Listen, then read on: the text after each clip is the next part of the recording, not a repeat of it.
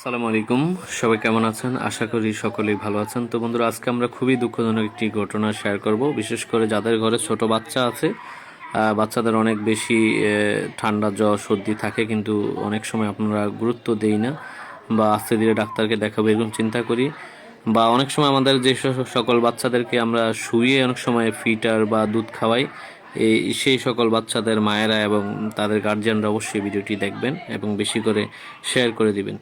তো বন্ধুরা, এই যে বাচ্চাটিকে দেখতে পাচ্ছেন এই মুহূর্তে আমাদের চাঁদপুর সদর হসপিটালের ইমার্জেন্সিতে, তো এখানে যে বাচ্চাটির মা, তাদের যে ঘটনাটি আমরা জানতে পেরেছি সেটি আসলে খুবই দুঃখজনক একটি ঘটনা। কারণ এই বাচ্চাটির আজকে 2-3 দিন ধরেই অনেক জ্বর ঠান্ডা এবং সর্দি কাশি ছিল।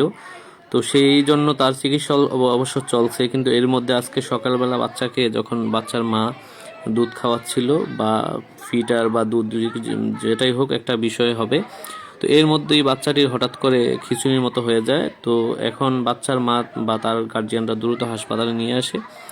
আনার পর আমাদের যে ডাক্তার সাহেব আছেন আমাদের ইমার্জেন্সির, তো উনি দেখে দ্রুত বাচ্চাটিকে ভালোভাবে দেখেন এবং দেখার পর ডাক্তার বলেন যে আসলে বাচ্চাটি আর নেই, কারণ বাচ্চাটি অলরেডি দুনিয়া ছেড়ে চলে গেছে। বাচ্চাটি এখন মূল বিষয় হচ্ছে